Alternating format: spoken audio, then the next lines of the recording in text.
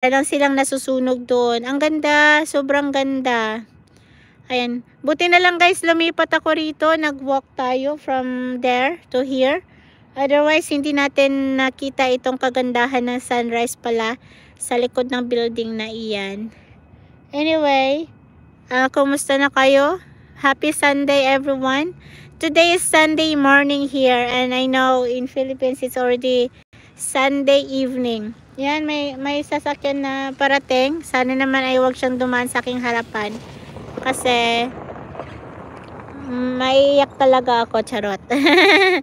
Maiiyak talaga ako. Anyway, maiiyak ako. Namimiss ko na rin yung yung mag-chase ng sunset, tapos yung kasama yung anak ko, kanyan.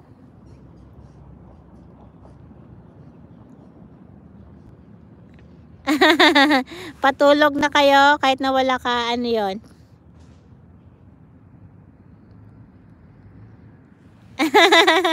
Patulog na kayo kahit wala, patulog na kami kahit walang kami. Charot.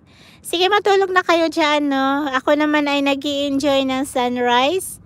At gaya ng dati, kahit na mag-isa lang ako, I'm enjoying myself. At yun nga sabi mo, Kels, hindi mo kailangan yung iba para ikaw ay lumigaya. Ay, charot. Tama ba ako? Magsasarili ka na lang. Alam ko matutulog na ako, pero alam nyo guys, kahit na 7 o'clock yung work ko, kahit na 5 o'clock ako umaalis ng hapon, natutulog pa rin ako ng between 10 ng umaga or 11. And then gigising ako ng mga mga 3:30 or 4 o'clock. Ayan. Nasanay kasi, parang nasanay na yung aking katawan na 4 na oras ang tulog. Pero minsan kailangan ko talagang matulog ng mas mahabang ganyan. Kaya ang ginagawa ko, umiinom ako ng pampatulog. Yan, umiinom ako ng sleeping pills para makatulog tayo. Pero sa ngayon, aabutin ko ito ng 30 minutes. May 5 minutes na lang natira. Ayan, na may 5 minuto na lang natira. Ano natin. Ang ganda talaga, sobra. Ayan, kahit na ganyan na natin. Hello sis Maring, kababayan mo. Maraming salamat sa pagsilip sa ating salamat sa pag-like. Ayan, marireverse tayo dito. Parang ang ganda, sobra. Mamaya mawawala na ito. Yan. Sumilip na si San doon sa kabila. Ang tagal niyang lumabas. Lipat tayo ng saglit dito sa kabila. Baka mamaya isabi niya, Bulaga, Odessa, umikot ka. Ayan, dito tayo sa kabila, uupo. May sasakyan dito guys, pero hindi akin yan, charot. Parking lot ito. 'Di ba malapit lang kami sa dyan. Sis, hindi ako nag-drive ngayon.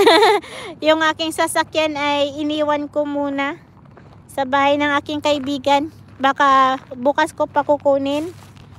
Bukas ko pa siya kukunin. Dito tayo, upo tayo guys dito. Magpintuhan tayo dito. Yan. Yan yung palibot natin. Medyo nasusunog sa sunrise.